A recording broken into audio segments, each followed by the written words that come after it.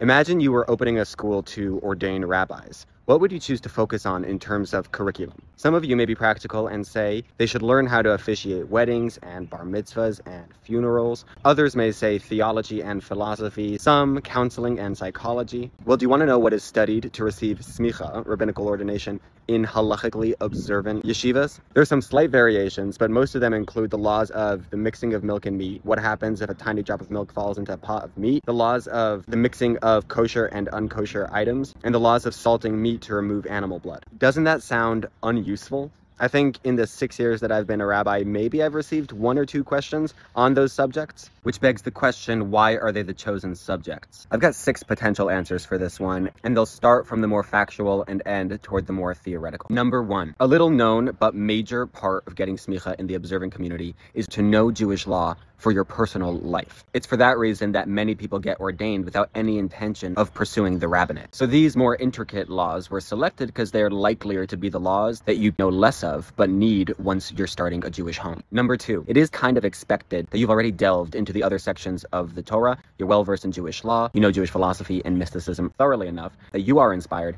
and can inspire others. So if somebody were to only know the subjects that are studied during smicha, they probably would not receive smicha. Number 3, back when the majority of those who chose to stay in the Jewish community were halachically observant, most of the more common and straightforward laws were known already by the community, and you did not need to become a rabbi to know them. It was these more complex laws that the community needed to rely on the rabbi for answers. Number 4, so much of what we consider to be normative rabbinic work have little to do with what the book says and requires just a great bedside manner. So a rabbi would be better served studying less what to do during a bar mitzvah and spend more time developing his character and attaining wisdom through experience. Number 5, a healthy community does not rely solely on the rabbi for its storehouse of inspiration. All members of the community not only can spend time with one another, but can offer life insight. So because the burden of inspiring a people is not on just them, they may invest more in the brick and mortar of Jewish observance. And finally, what I'll be saying for number 6 may or may not be the answer to this particular question, but I think the message may be the most important of them all.